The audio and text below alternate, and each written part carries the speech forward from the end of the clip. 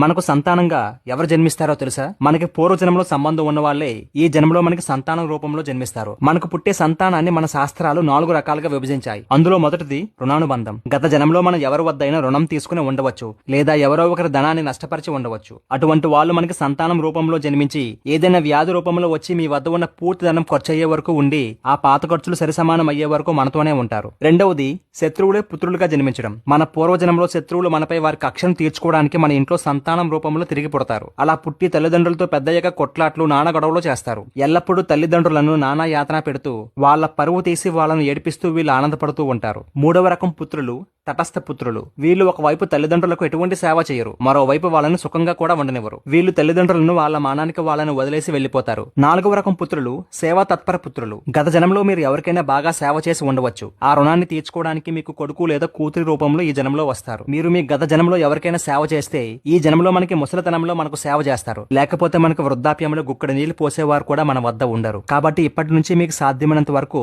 మీ తోటి వారికి సహాయపడండి.